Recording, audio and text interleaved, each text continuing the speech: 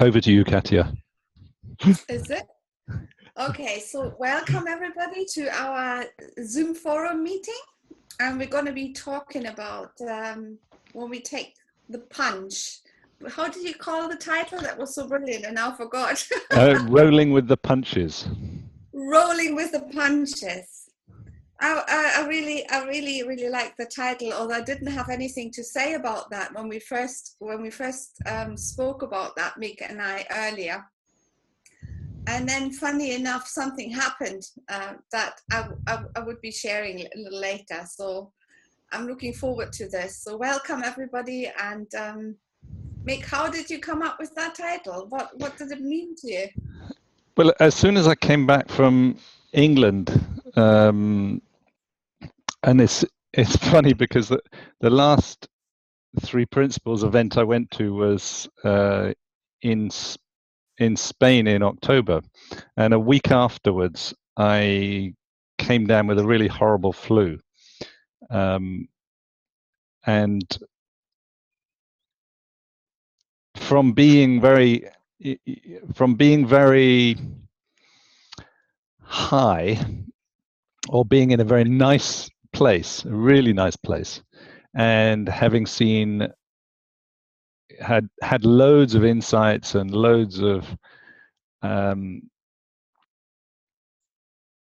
just a really good experience, and feeling like I'd dropped into another level of understanding. Then this flu hit me about a week afterwards and knocked me out for about 5 days.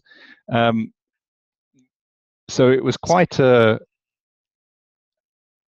shock. It was a shock to my system. And this time, I just come back from Space for Connection in the UK, and also had an amazing time.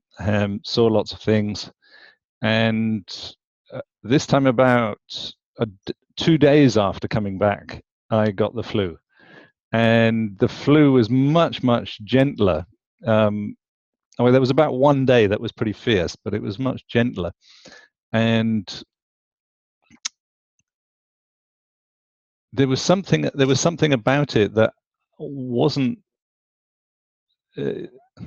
My body was doing its stuff. My body was, going overtime to get rid of the flu, chuck it out, burning up,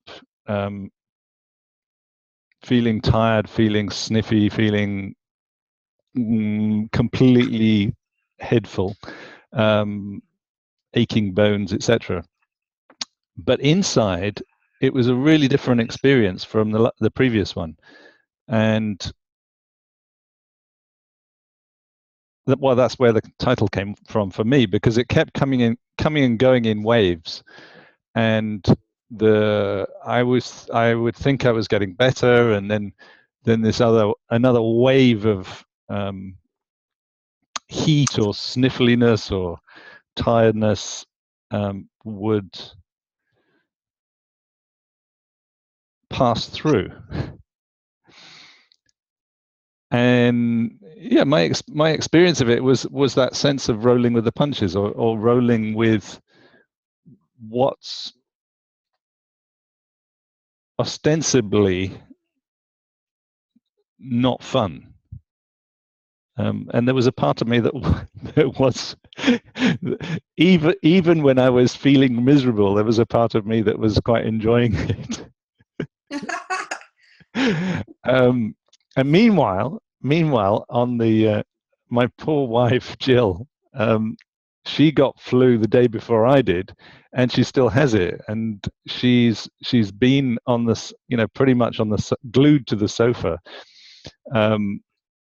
not wanting to get up, not wanting to, she's also got a chest infection, and so there's a sense of being knocked down, as it were. And so just the phrase of rolling with the punches just came to mind when we were talking about what's current for, and I could feel this afternoon, actually, that I was starting to feel sick, and it was like another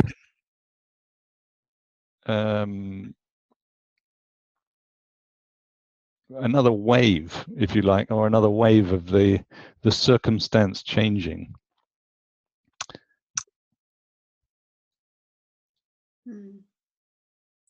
Well, you know, I find it fascinating how we can one moment have something that sort of knocks us over and we are in it and we're feeling a victim of stuff. And then in the moment you just said the same thing's happening, but we sort of enjoy it. I mean, it still fascinates me. And so it wasn't really to that extent that something happened to me like this today. But, you know, when you came up with the subject, I thought, okay, well, what was my punches? I was sort of trying to reflect and come up with something, and I couldn't really. And then something happened, and this afternoon I was sitting in the sun. I said earlier, I was sitting in the sun and I had only that little bit of water in my water bottle left. There was not much water in it, and the bottle stood in the sunshine. And I didn't think much of it. I thought, oh, the bottle was in the sunshine. And then when I drank some water, I thought, that tastes a little strange. Still didn't think anything of it. And I just continued with what I was doing.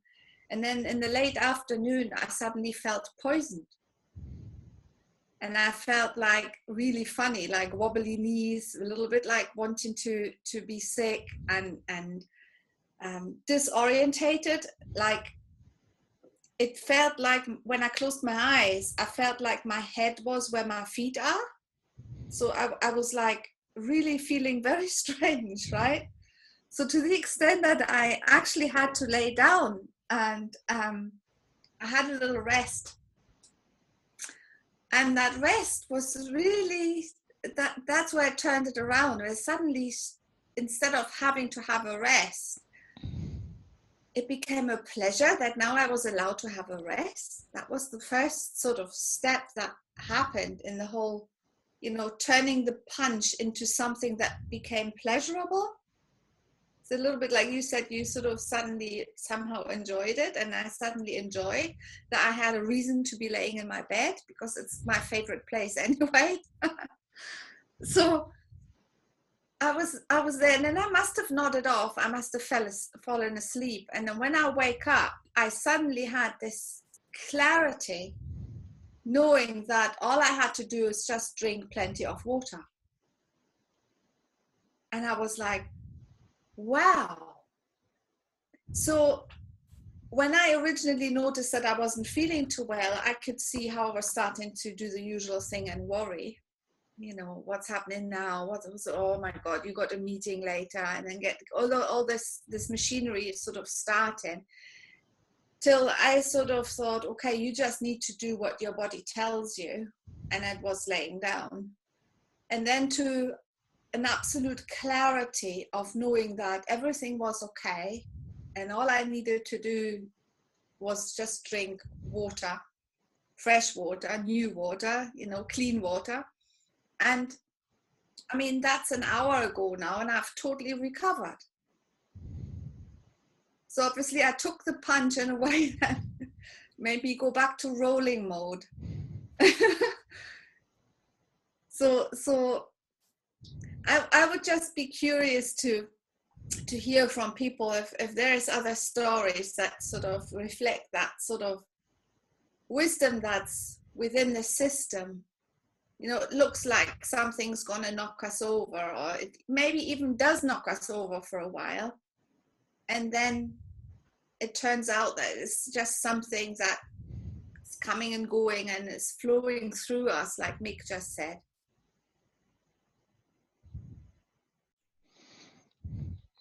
And the other thing I'll add is, you know, from I mean, rolling with the punches in some ways has a kind of boxing analogy.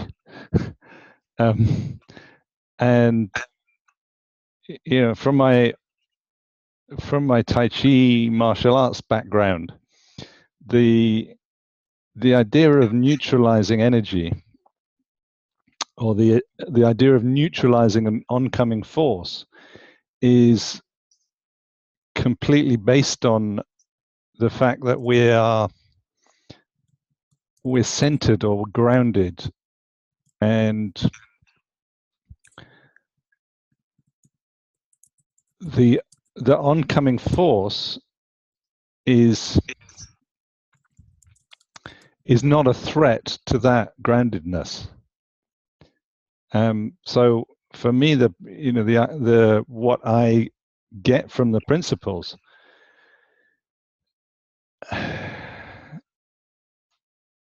is, and I've heard Alan Flood talk about this, from his own physical experience, is finding the place, or finding the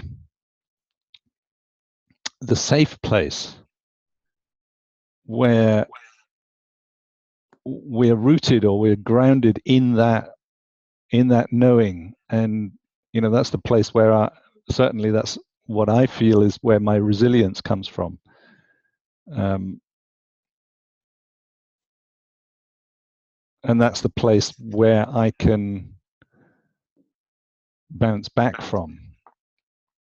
And what I hear, in Katja's story about finding the clarity, for me, that's the place where we return to. We return to clarity. We return to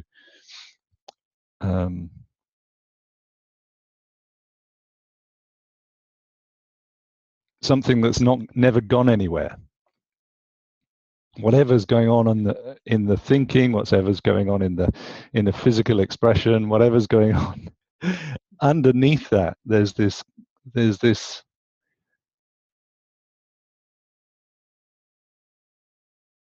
certainty that we're okay.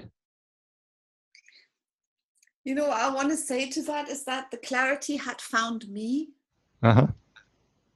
And the clarity had found me probably before my body was okay. Mm-hmm. So the clarity has got nothing to do with what's happening in the body. That's sort of what I mean. That's sort of what I mean. That it's not related to the body. It's not related to, there's the place before thought. There's the place before the body, before the form. Yeah, therefore I never even had to do anything. It was just it just happened, really.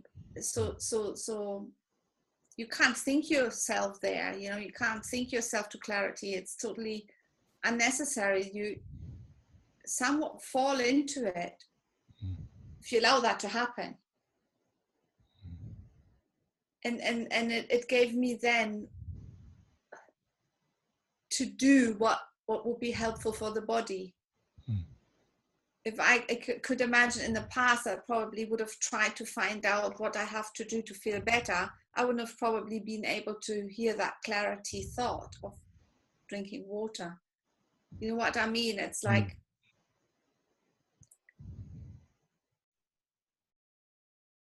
it's only in listening to life, really, that happened, because it wasn't me.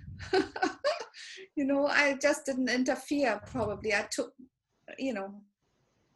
the back seat and was just allowing to see what unfolds and what's happening.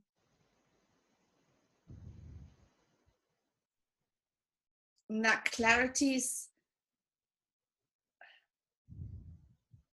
it's just this place where and then everything's fine. I mean, it sounds a bit too simple, really, but I'm blows me away every time something like this happens. And it's just, every time it happens to me, for me, it means that I trust it even more, or I just know it even more.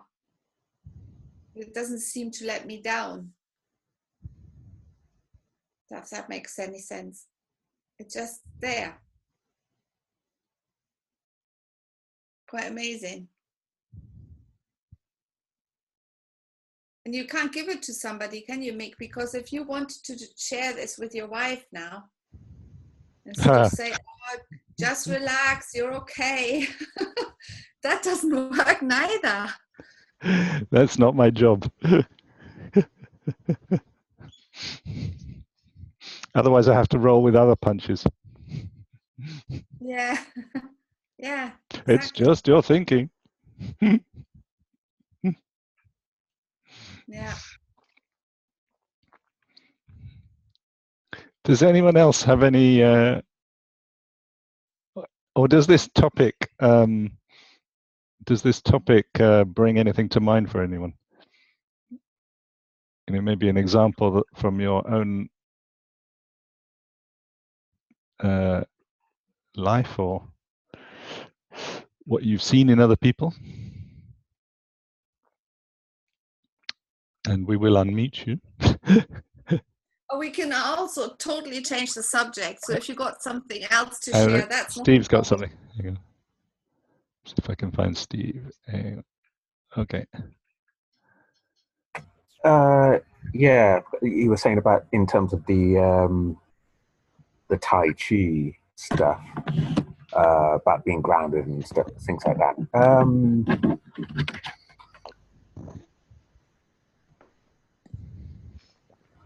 I don't know. It just makes me think it's just a question of relaxing into it, just allowing it to happen. Because I can imagine what people can get unstuck is when they try to control what's going on, and then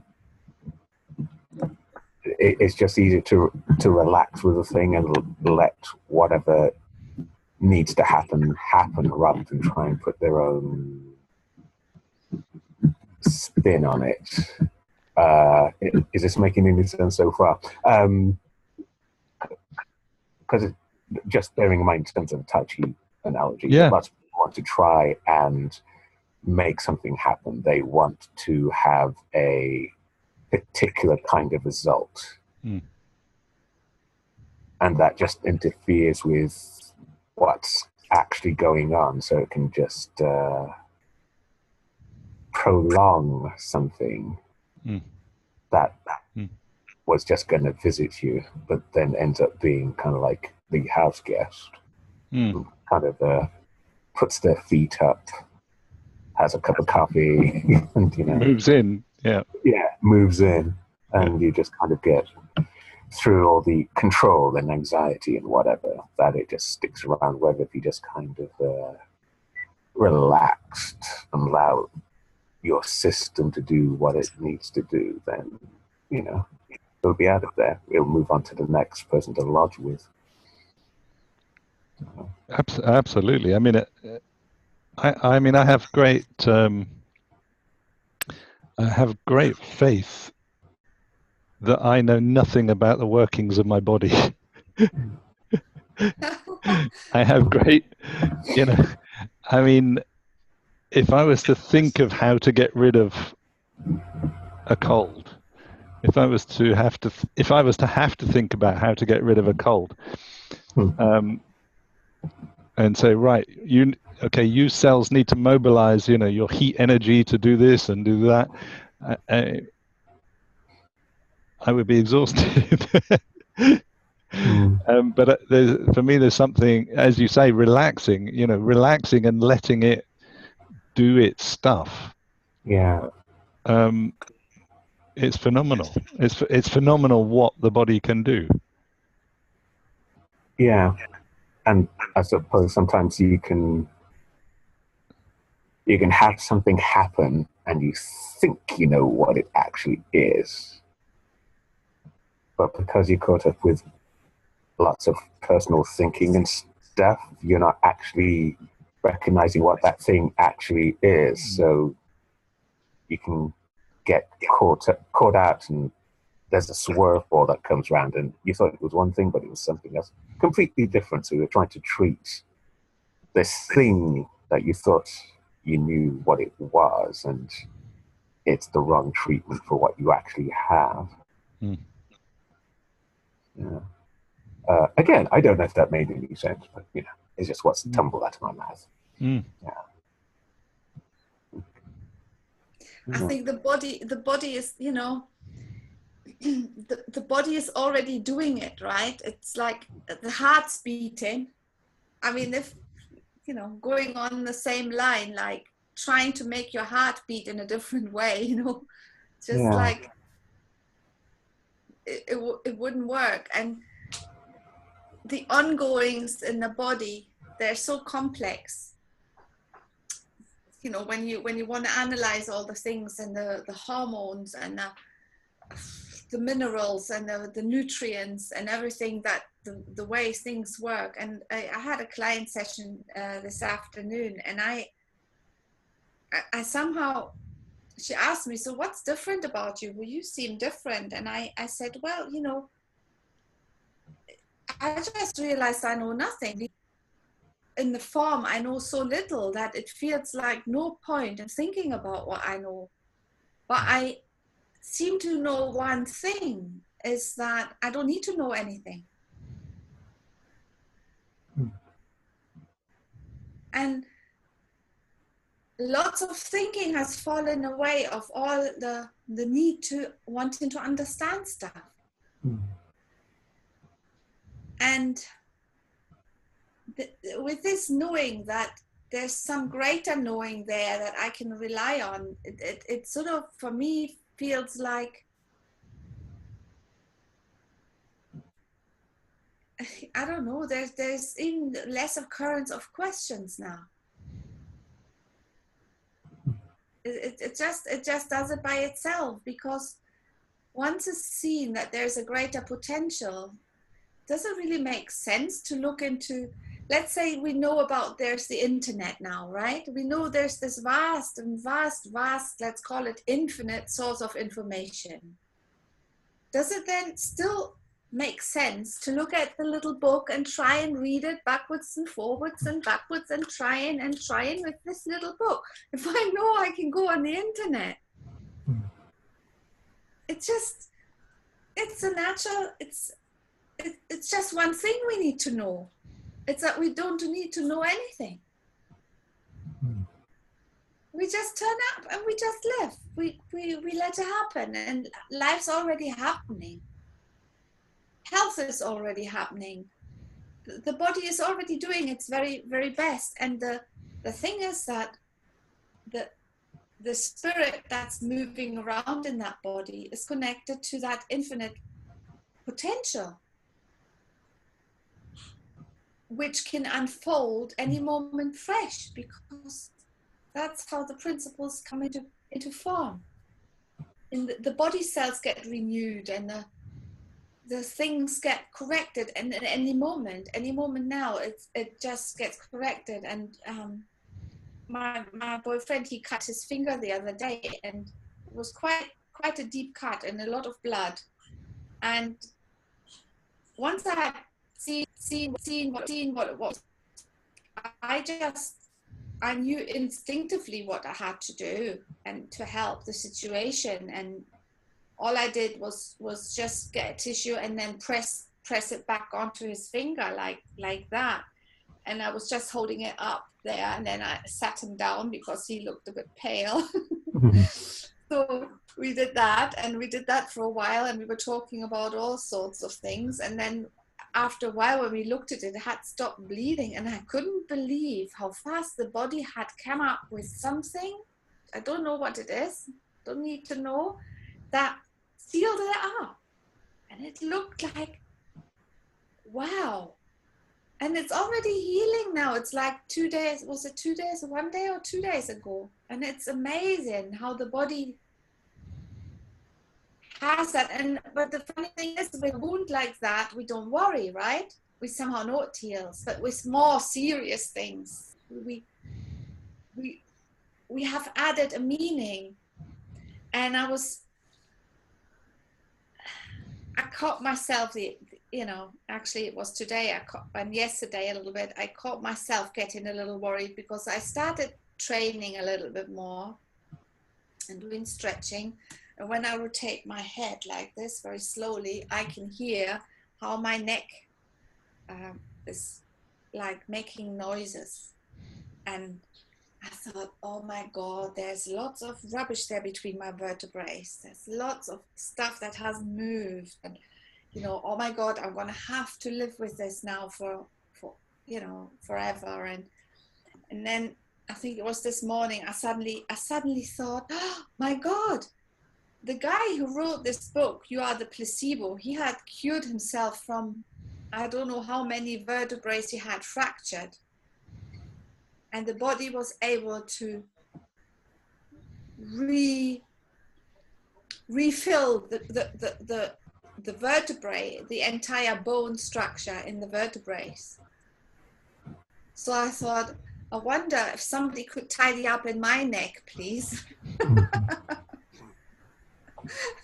Get rid of the stuff that makes the noise. But the thing was that I suddenly saw the potential for that. And then the whole thinking about it fell away. And I just do now what I do. And I'm going to move more, and that can only help it. So it's amazing how we give meaning to bigger things and then overlook how the body already does the stuff. And then we label stories that we hear as exceptions or as extraordinary.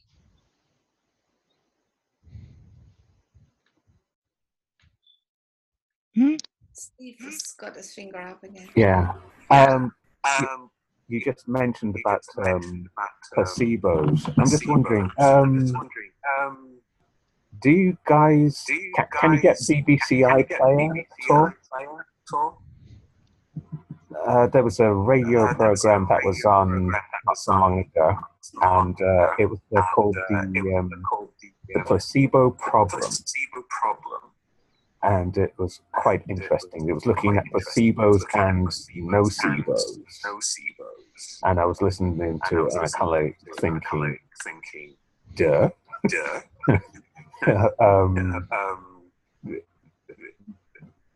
They've done lots of research on placebos, but only just getting right to looking at stuff for nocebos. So it just seemed they were missing out the important thing about thoughts in regards to how people will respond to illnesses, things like that. So if I dig that out, do you want me to put it on the page, Facebook page? Yes. Yeah, it would be lovely. Yeah, put the link to it. That'd be great. Okay. I recommend people to watch The Power of the Placebo. That was a BBC 2 documentary that was on, I think, last year. Okay. It's also fascinating to hear all those different stories that how people get cured or not cured, you know, by simply applying nothing, playing as if it's something. And it just really fascinates me about the role that the mind plays. Is totally overlooked in medicine, and with the placebo effect, they use it with every medication. They put through all the procedures of making medication available, but on the other hand side, nobody wants to look at why that works that way. I find it fascinating, but I think they're starting now. And what you just said, it's another BBC thing. Obviously, they're looking at that now. Yeah, they say that they're looking to go back to the 19th century style of medicine, where it's kind of like being good with your patients and speaking nicely to them. You know, those are kind of things we would never have thought of would upon a patient. Yeah, well, that sort of leads to I might repeat myself, and some people might know what I'm going to say now, but in this placebo documentary, my favorite story is exactly about that. There was a fake acupuncture treatment for people who were suffering with IBS. And there was 2 control groups, and in one control group, the practitioner would be quite cold and short and just applying the needles, which weren't any needles. And they had 42% of results, which is a lot already for no treatment. And And then there was the second control group where the practitioner was really engaging with the people, really holding their hand and really being warm and sweet with them, and just being friendly, really, and you know, just being nice to them. And then the whole control group had positive results in 62% of the cases. I think that's absolutely amazing.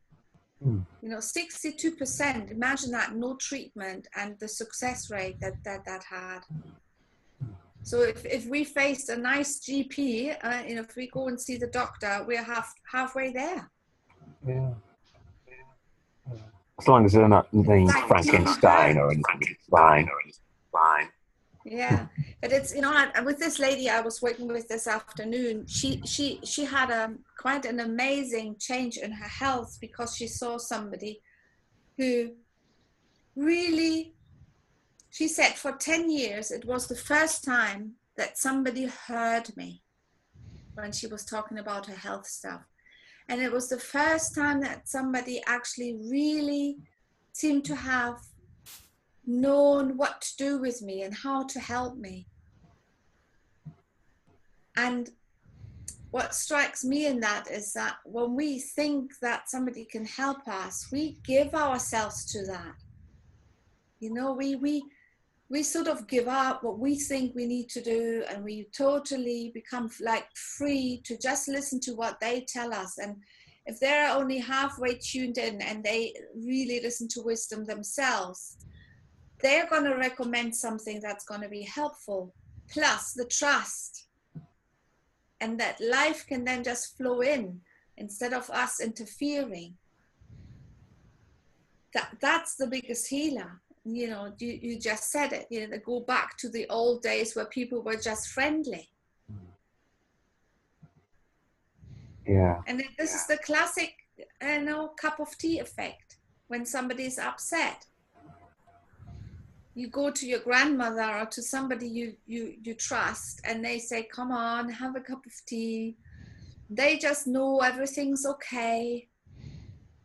And you sit down and, you know, you feel that okayness, and then after a short while you're okay. And I can even remember that when I was poorly as a child, that my mom was like that around me.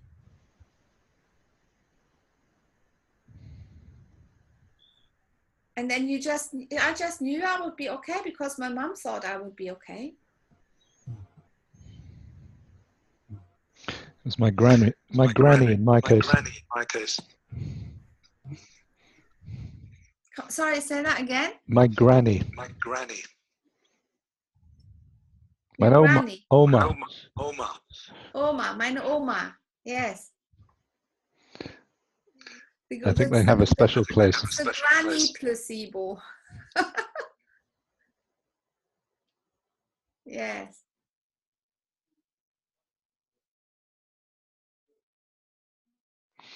Is there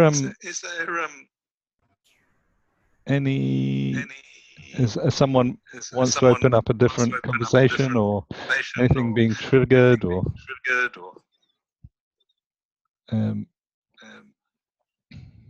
where do you want to go?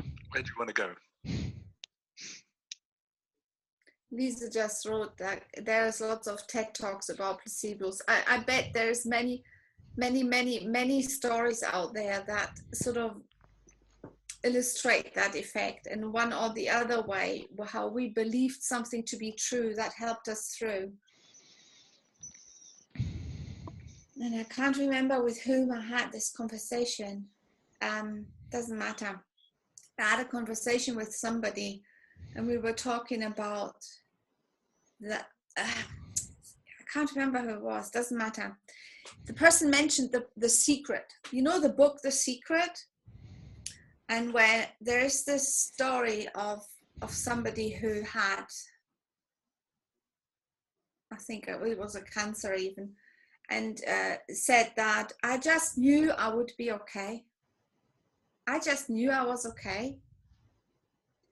And then they were going through all these treatments and all this stuff, but with this knowing sense of I'm going to be okay. And whatever they went through that. And then we were talking about this feeling state that we have when we are involved in our story, and when we're involved in the worries, and we're involved in somehow analyzing and trying to get away from this condition, that we somehow miss that, what I spoke about earlier, this clear feeling that sort of popped in, which would suggest us exactly what we need to know. And if it's just that little knowing, just that tiny little resonating knowing, that helps people guide them through. And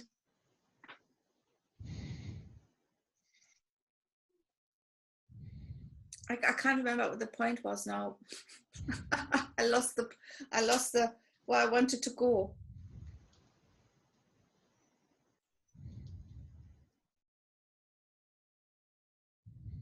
Anyway, that little knowing is always there, because it is who we really are. It is who we are in the background.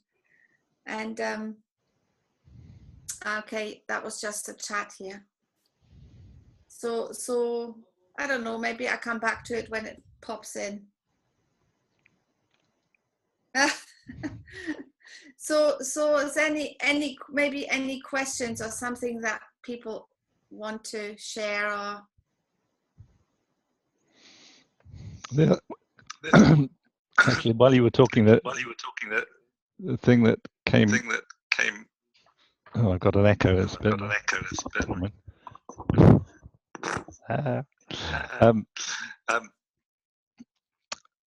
I was reading an article that someone given to me about a journalist who has multiple sclerosis, and she had come across these neuro enhancers, which is a drug that has similar effects to caffeine, but much more specific to wake up the brain. Or brain function. And it's being used at the moment primarily by people like students and journalists for being able to work longer. So they go to the library or whatever, and they take their neuro enhancers, and they find that they can work well into the night, or very, very clear thinking. And clear, which they wouldn't be able to do normally. And she got to hear about these and asked her neurologist, asked her GP if she could have some, and they said no, because they're currently in the US and in the UK they're not allowed, because they're regarded as recreational.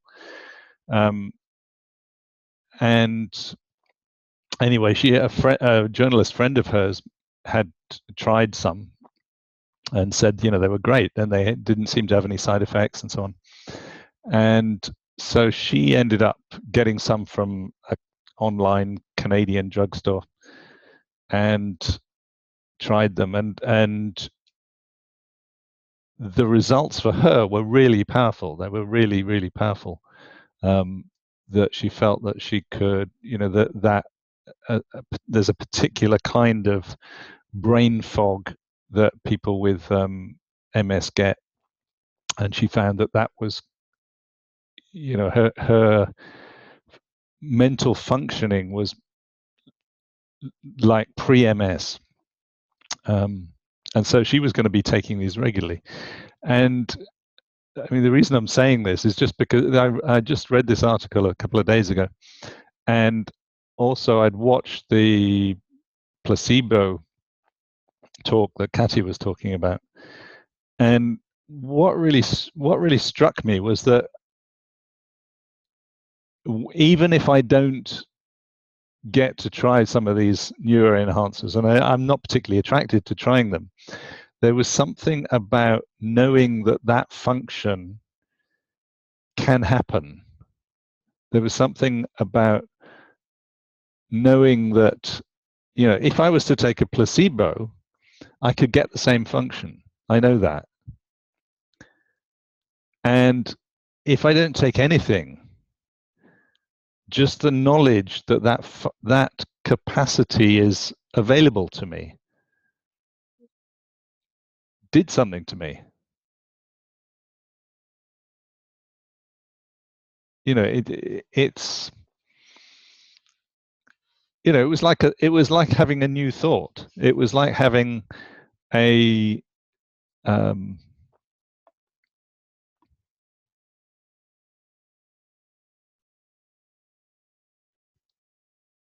the thinking that wasn't possible, or the thinking that my, you know, when my brain gets fatigued, or when my mental faculties get are going in a direction, the thinking that like Katja was talking about her neck, the thinking that that's going to either stay the same or get worse is like a layer, is a layer of unconscious thinking. And somehow just reading this article popped that. And so for me, that's, you know, it can come in all sorts of shapes and sizes. It doesn't actually have to be a placebo. You know, just knowing that there's that function can do something, which I really liked.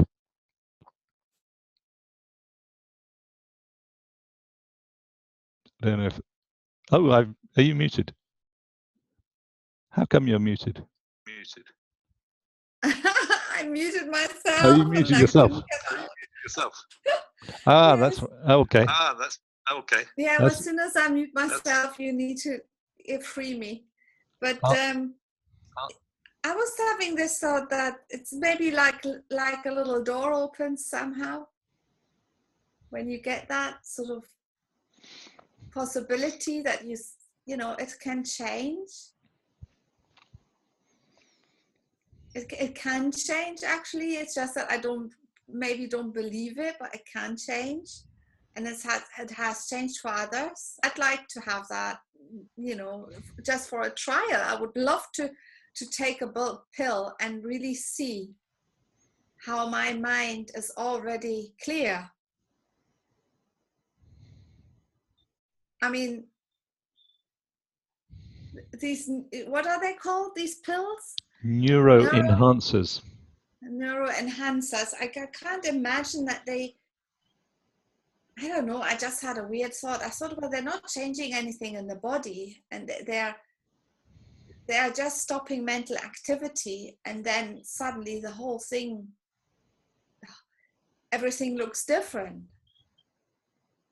I mean, that shows you how real the body is in the first place. And Lisa's got her hand up. I'm just gonna unmuted you, Lisa. Hello. Hello. While you're talking, I'm just thinking about that. Doesn't it all have to do with what we trust? If we trust in this, so how do you learn to trust? How do you trust? How do you trust? If you don't trust in this, how do you learn to trust in this? I mean, because my own situation is that from the last month, I've been in and out hospital with my kidneys. And I've been so much in my personal thinking that I'm really surprised that I succeed being there in that way so much, because I know how much it's damaging me, and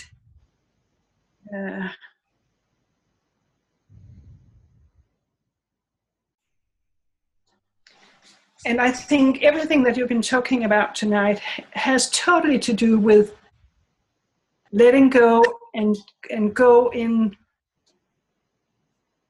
the place where you trust. And when I'm not in my personal thinking, then I can trust the system.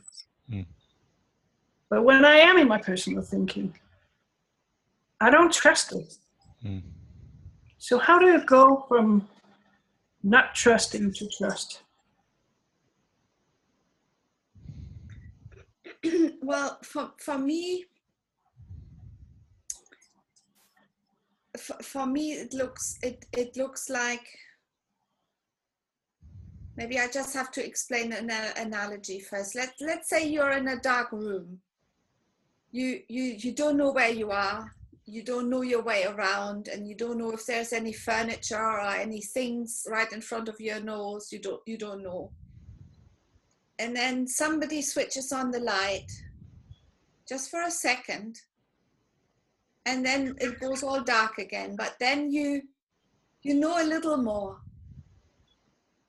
You suddenly gain a little confidence how you could move around in this room, though you are in the dark, and you can feel your way around things, and you're not as frightened as you were. Now, let's say after a little while, another time the light goes on and you get another glimpse of that big, huge room, and you know your way around a little better, though again, you're in the dark. Now, if something frightening happens loud, for example, there's a loud noise, for example, a diagnosis or a health issue, something happens, and you're in this dark room, of course you're gonna be shocked for a moment, right? You don't know, you need to like orientate yourself new, but you still know what the room looked like when the light was on. And that's a grounding. That means the more you've seen, the more, that's why we say in the principles, the grounding, the understanding is helpful, because the understanding helps us to see more, though we are in the dark again. So this understanding opens the possibility of knowing our way around in the dark. So all that needs to happen really is that life supplies you with that, because as we're going through life, we're learning, we're seeing more, our understanding broadens, and that's where the trust comes from. Eventually you can walk around in the dark knowing that there's nowhere to, you've seen as much that there's nowhere to go, there's nowhere to fall. And then you get surprised by something you don't know, and you get a thought storm and you're lost again. But somehow you remember then that actually every time I had thought storms and every time I had difficulties in my life, I somewhat realized again that I'm okay. So you start not just trusting, because trusting for me sounds like something we need to do, but it's more that there is a natural faith growing in you, that there's nowhere to fall, no matter what. And that's what it looks like for me. It's like I'm totally in the dark, but I'm getting a feeling that the dark's actually not a place that I need to be frightened about. But that's just me explaining it, what it feels like to me. So it's sorry. It also feels like that to me when I'm not caught up in my personal thinking. But when I'm in my personal thinking, then you can call it faith, you can call it trust. It's non-existing. Yeah, because it's not visible then. It's like we are in a cloud with our head. But nonetheless, it's still there, because you're connected to that. You are that. That's life, you know. Life's doing it, and even when we don't know it, it's right there. Like Sid said, it's one thought away. It's just that, I'm just in my head.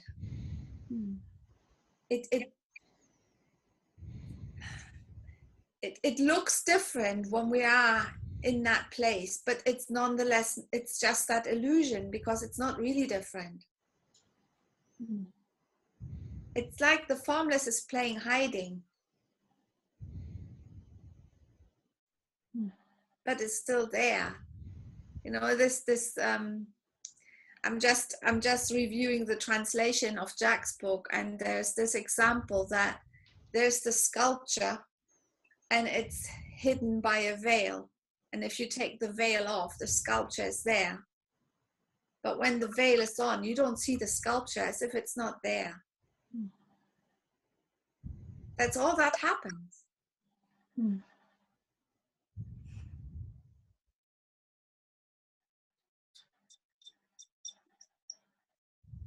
Yeah. Thank you. It's like, you know. How does that metaphor strike you, Lisa? Well, it's fine. I can understand it, and I totally agree with it.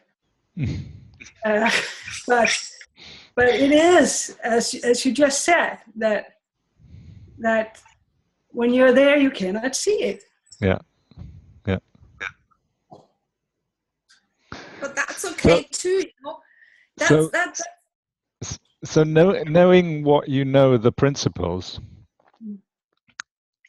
how is it? Can you experience a difference knowing what you know of the principles to how you would be experiencing this if you didn't know about the principles?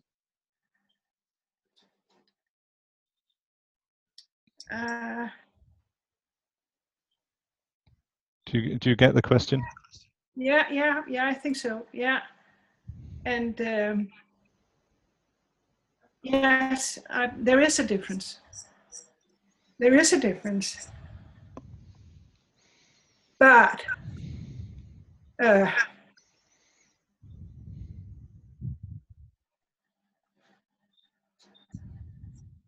it's difficult to explain. But there is a difference, yes, and that helps me.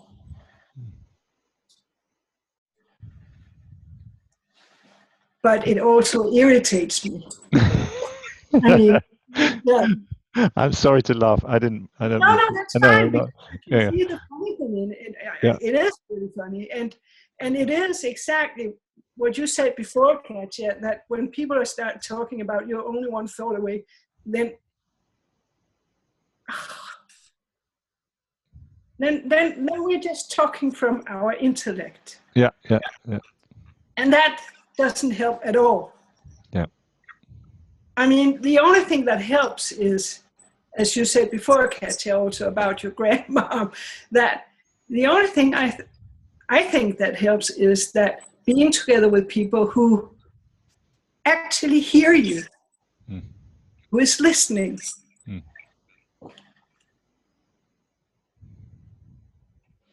And through that listening, we can have a very good chance to come back to our inner wisdom.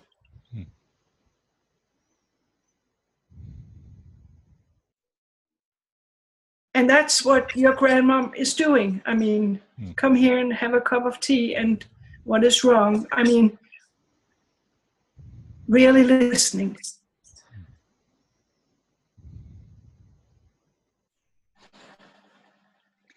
Yes, and you know another thing is that is the most difficult thing with the body, is that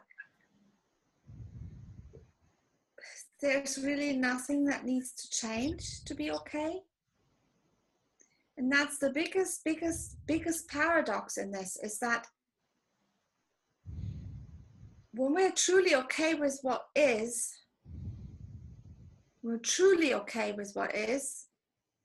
then the body changes. But as long as we want it to change, it can't change, because we're giving that body the meaning of a thing that's real.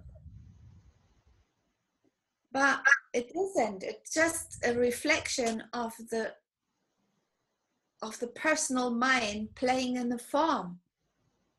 And so whatever the formless is playing is coming from like, let's call it a higher quality where everything is already perfect. Well, I think I'm not quite sure that I agree with you here, because to me the body is here. The body is the form. It's my form, and I was born 200 years ago, as I feel right now. And it's getting older and older. My body is getting older and older. So that's, I don't think that's only because that we are talking about in our personal mind that we are like this when we're born, and then we know, all of us, that we're going to die, even if our body is going to die, even if we believe in it or if we don't believe in it. So to me, there is some form. There is some things in form that we have for this life, and it is changing, whether we like it or not, whether we think about it or not. It is in a process from a start to an end. That's true. That's true in the form. Yeah. You know, that there's a story going on from being born to growing up to learning, unlearning, and eventually dying. There's this story going on. But that's not where the healing is. The healing is that looking at there is only one way how this experience comes about in the body. The whole experience as a human being comes from the inside out. And without the inside creating a thought, there is no body. And we have that proven every time we go to deep sleep, because we have no experience of our body. And I know this is not easy, and it's probably nothing we can really understand, but there is an energetical game going on that the formless is expressing itself as a body. And in that, there is also the appearance of a personality. And the appearance of that personality then connects itself with this meaning, having a body. This is Katja, and this is Katja's body. But there is, without this energetic game, there's nothing happening, because the formless is already one. It just is playing form as a Katja. So that means that as long as I look at the form, it's like wanting to change our thoughts. But they're already thought. They're already done. My body is already in the past. It's done. The way I experience it right now is past tense. It's done. That's not where the healing is. The healing is in looking, where's the creative power that creates new moment to moment? What can that be? What's making our heart beat? What's making a little wound heal? That's where the healing comes from, this unformed potential that's living through us, that we get, that we get to experience that moment to moment, but then it's already done, because it's then formed. Exactly like my words are coming out of my mouth, and they are formed now, and they're not truth. They're just story. It's like all of it is a story in the form. But the healing comes from the formless.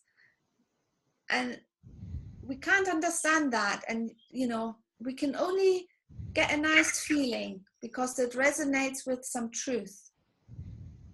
But that power has the power to create because it has no form yet. And it means moment to moment, it can create a new appearance. And the appearance is our body, is our symptoms, is our words, is our feelings, our emotions, and everything we see.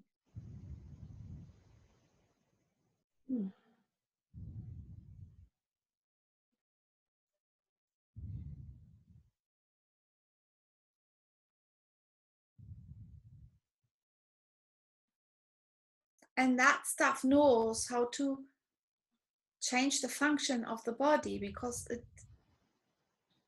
it created the body in the first place.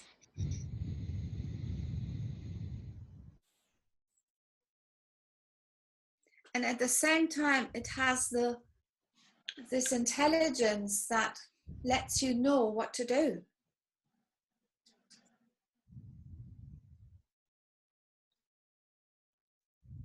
Because it already knows.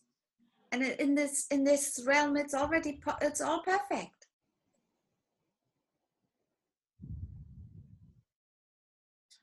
It's only the sense of me that thinks it's not perfect and wants to change something. And that's already running against the wall of the creation, because it's already created, it's there already.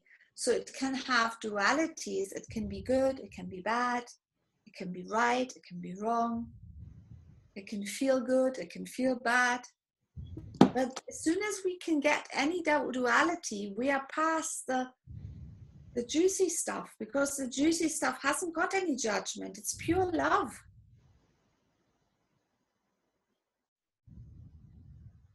It's totally unconditional, and it has no meaning. No meaning. As soon as it has a meaning, it's not it.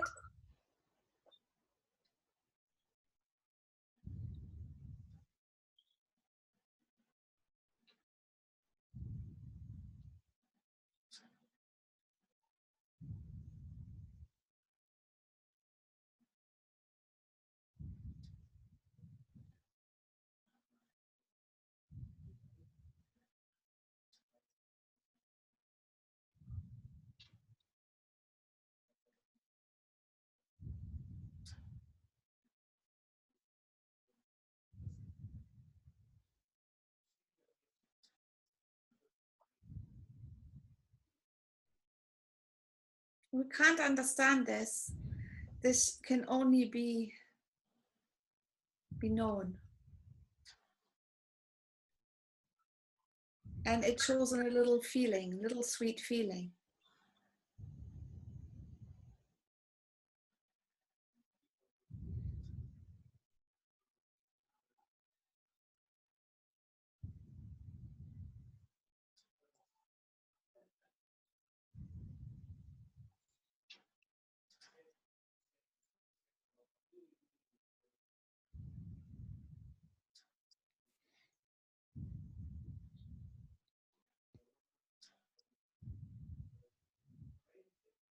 I really wish the internet would create a way of being able to hug you.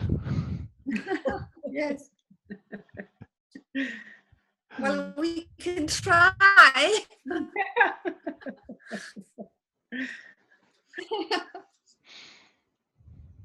Well, I will see you guys soon, I hope so. We have a chat then, Lisa. Yeah. And we will see each other in April, won't we? Yes. For sure. Yeah, that's fantastic. Super. Thank you so much. Really nice to see you. Nice to see you.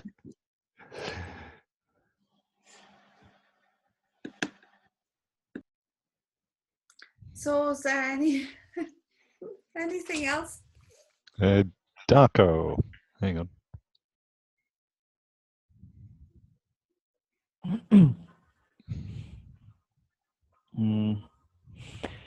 We're talking, Katja, about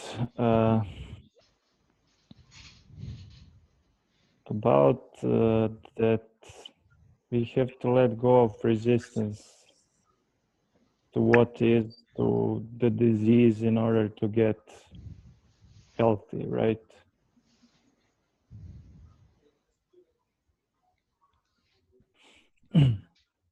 You hear me? Yes, can you say it again? I'm not sure if I understood right. You were talking something about that we have to let go of resistance to our illness in order to get healthy. So we have to accept the illness, if I understood correctly. Well, you know, the thing is that the more I look into this, the more I see that's me, that we can't do anything and we don't need to do anything neither. Mm-hmm. So wanting to let go of something as a thought process is trying to do something. Mm-hmm.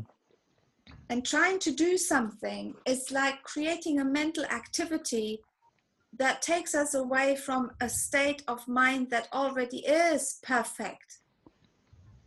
Because it's calm, it's clear, it's healthy. And if I want to try and get there, and I have this need of having to change something, I'm innocently, it's totally innocent. I'm feeding the reality of something as there's something wrong. But that's the problem in the first place, because there's nothing wrong, and that's already the illusion. And the illusion is like in the Course of Miracles, they say that sickness is a defense against the truth. Mm-hmm. Which, the way I interpret it is that when sickness appears in the body, it's always like a wake-up call to see the illusion. Mm-hmm. And the illusion is, in the first place, that there's something wrong.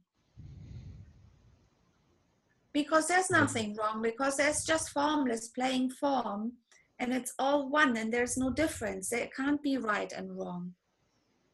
Yeah. It just is what it is. And then we come along and we judge it, and we don't like this, and we want it to be different, and we don't want this again, or no, not this health condition again. So we resist it innocently, thinking there is something to resist, but there's nothing in the first place. And because the appearance of a problem is already a creation of our personal mind. Yeah. I totally agree. And, you know, I had like an idea, or that's the way I see it at least.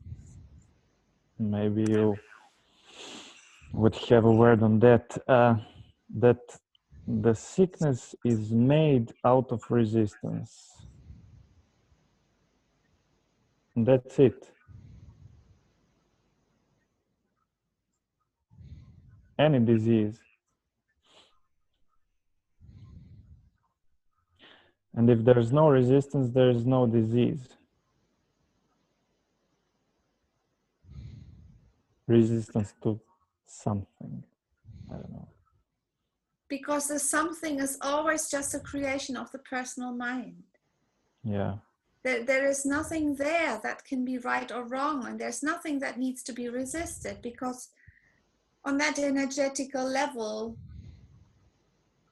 it is just potential. It's just a power. It's not a form. Mm.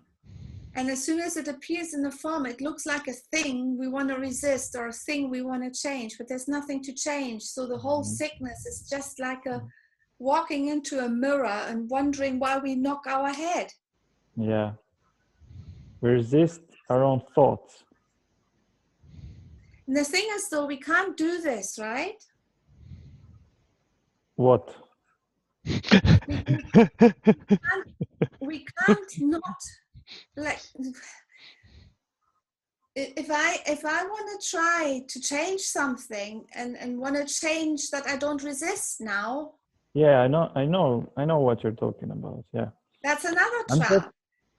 I'm just reflecting on my examples from my life when, you know, I had, like when I stop resisting my, I don't know, health issue, then that thing happens, you know, the stopping of resisting just happens. I don't do it. I know what you're talking about. It happens, but in that period, the state of the body gets better. And then when the resisting comes again, it gets worse. So, you know, it's also, it's with physical illness, like with, I don't know, pleasure in life and all the thing. It's all about resisting or letting go. I know we're not the ones that can let go when we want, but I just observe and see that when letting go does happen, that something opens, we get more freedom, get more health, everything actually.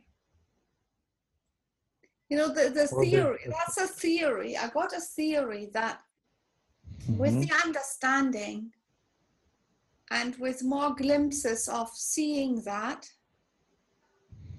we become able to get that sort of thinking that we need to be able to resist the resisting more naturally. Yeah. That the understanding supplies that with that capacity to think that way. And this is why we get better when we seem to be looking in that direction. Yeah. And you know what my like vision on that thing is? It's like that on the deepest level, we create it all. And we have all the control. We have all, you know, we are the ones that we are the one that makes everything happen. And we decide actually. So when we get into this story of a personal mind, we play the game of not being the one, and then we don't have a choice, and we are not able to decide we don't have a choice. And then when our understanding deepens, it's like that. I don't know how to explain it. We get closer to the source, so we get to a deeper level, and from that deeper level, we get. The game is that we get more options, so we can choose some things. I'm not sure if you follow. Because I think that the sense of me falls away at a certain point when you are. It falls away more and more, and then there's just being. Yeah. And in that being, we seem to go with the flow. And that flow makes the choices for us.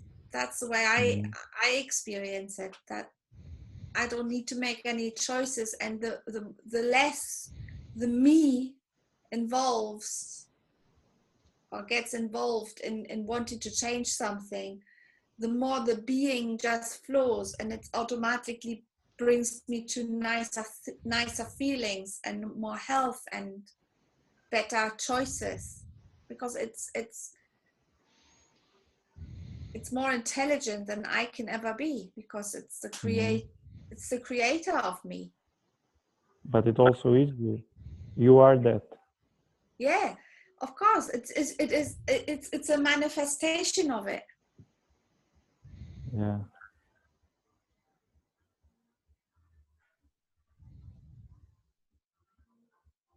Well, thank you. Yeah, I've unmuted you, Jana. Yeah, I wanted to. This is interesting. Talking about resisting and not resisting, and being in a moment.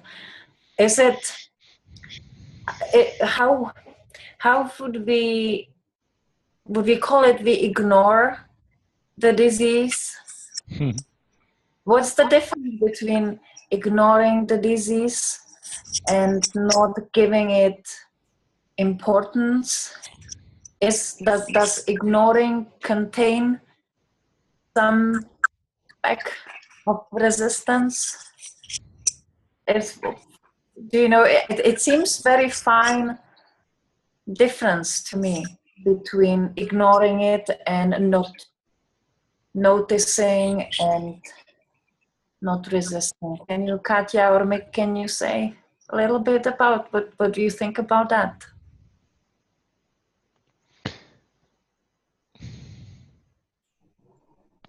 Well, I could say in my I could attempt to say in my case. I mean, I have symptoms which are unpredictable, and so when a symptom comes along,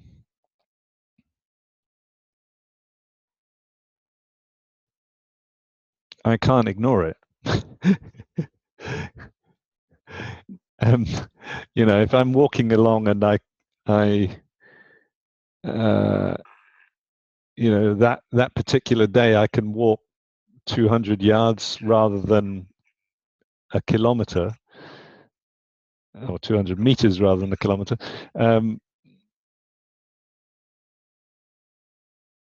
I experience the collapse. I experience the fatigue. I experience the changes in the body, and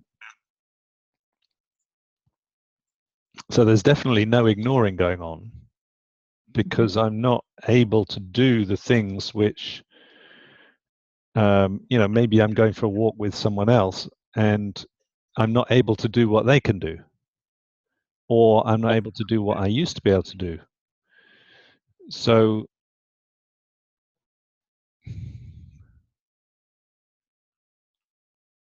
but at the same time, I don't feel that I feel there's a lessening of the resistance to that process.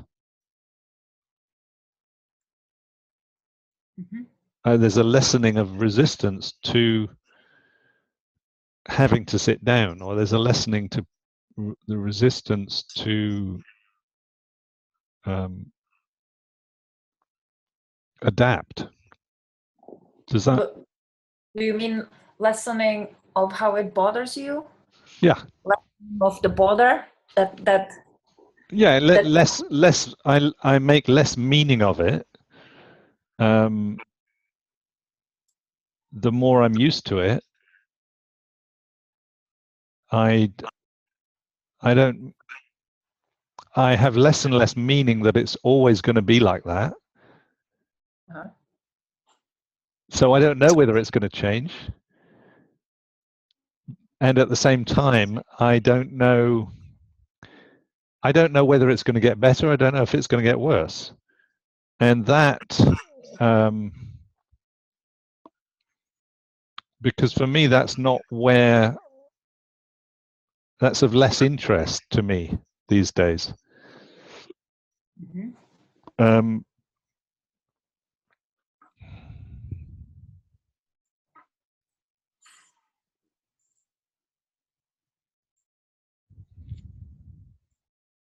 I think it's more, you know, I'm more interested in what I meet in the moment and what I meet in me, in life, in the moment of whatever's happening, if that makes sense.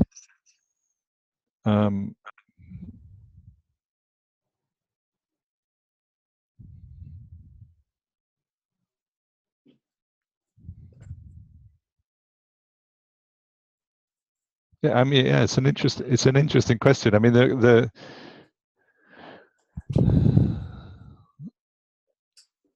for me, resistance is always because my thinking, my imagination is that it should be some other way. That something should be another way.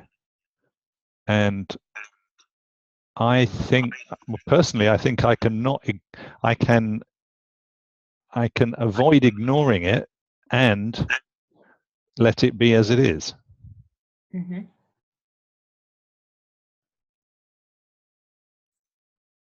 But that's, I don't know. I mean, it's partly,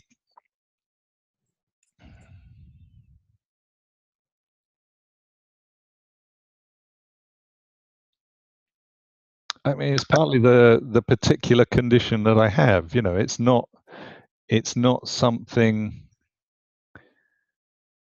that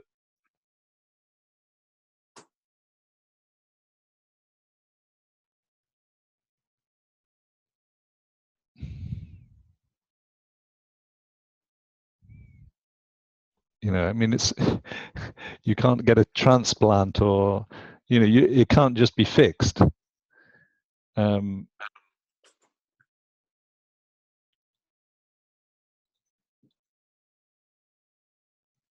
So Who yeah, knows? who knows? Who knows? Yeah, who knows? It's funny because I understand Jana's question a little different. So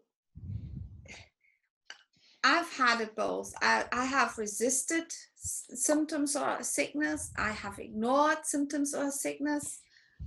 And I was truly, at times, totally okay with whatever appeared.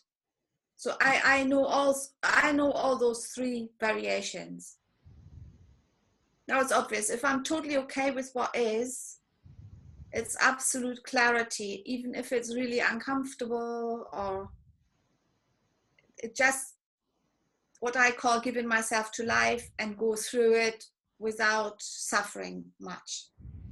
That's my experience. Now, when I resist something, it's because what Mick just said, because I want it to be different. I think it needs to be different in order to be okay and all that. And I'm obviously buying into the story of it because I'm trying to change something that doesn't exist in the first place. So that's resistant for me. And ignoring, and it was just a few days ago, I had actually an incident where I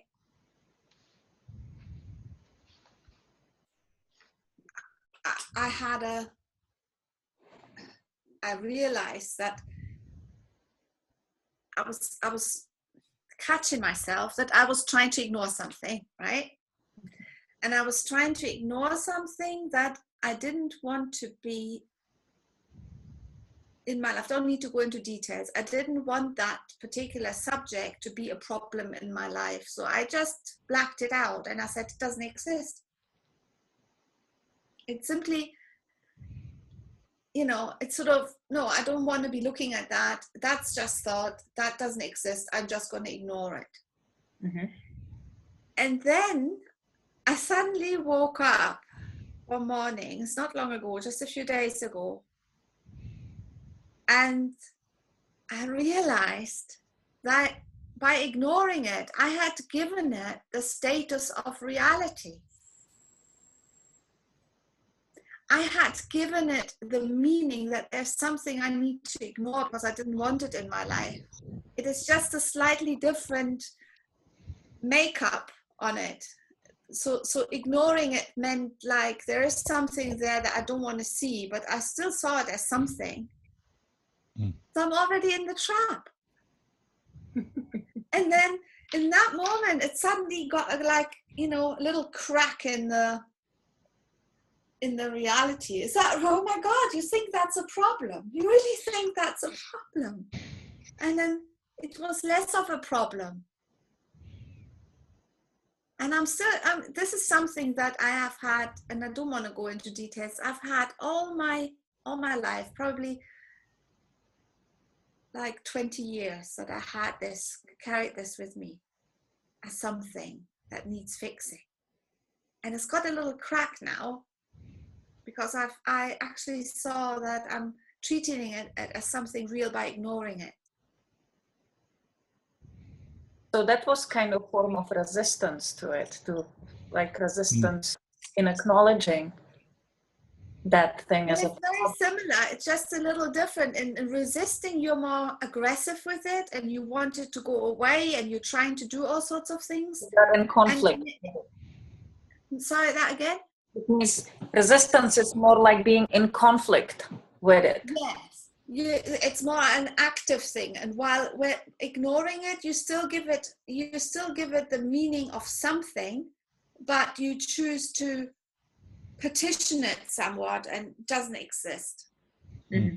But it still exists as something in your mind that you have petitioned away as something you can ignore, because that's already an illusion again, because the whole thing is made up in the first place. Yeah, that's right. So ignoring it or resisting it is not wisdom. It's not helpful, because it keeps it as a reality in the place somewhat, just with a different treatment, so to say. Mm-hmm. But as I say, it's totally innocent. When we do that because we cannot do any better. We are always doing our best.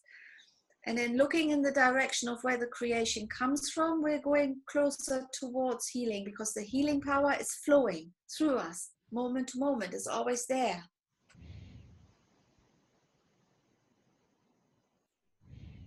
That's why broadening our understanding seems to help, because it's like opening the shutters a little bit and seeing a little more.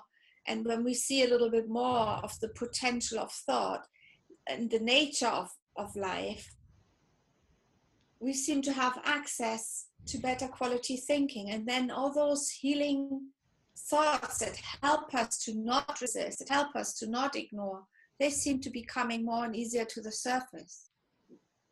And that's just my theory, how I explain it to me, how it works.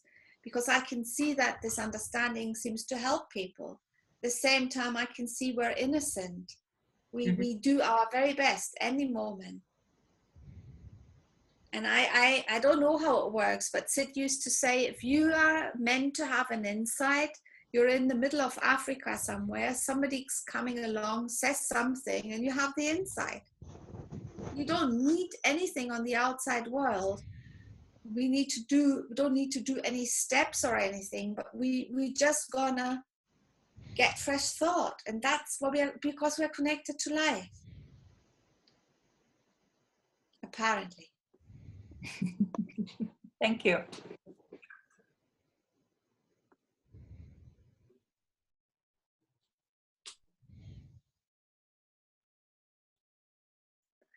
Well, time's up. We've gone a little bit over.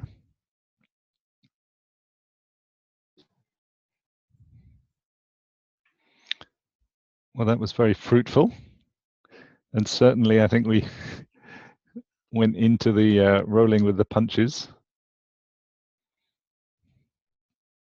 We sure did. Well, thank you all. And thank you to all who are listening to the recording.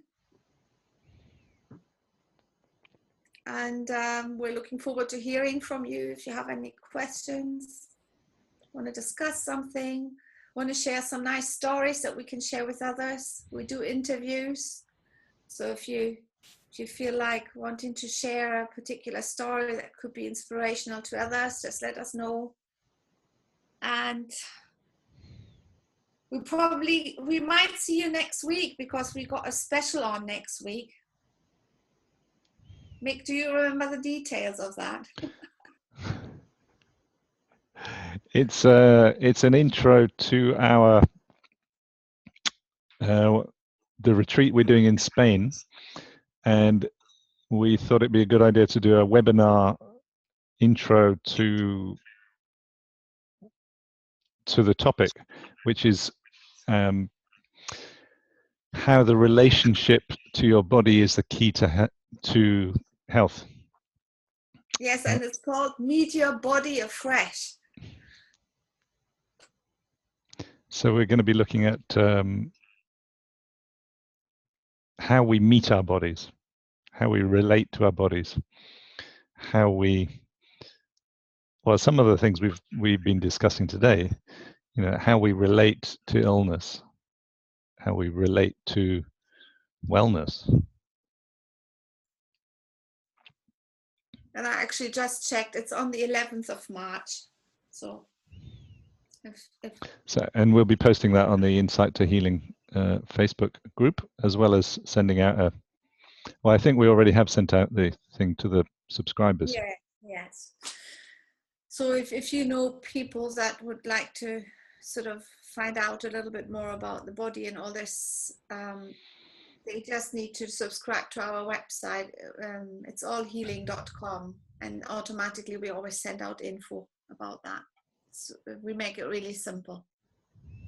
So yes, wonderful. Thank you. Well, thank you all, and Unmute us all. see you next time. Unmute all. Thank you. Thank you, Katja. Yeah, thank you. And Thank see you you all. next Nice to see you all. Great thing you're doing. Bye. Bye-bye. Bye-bye.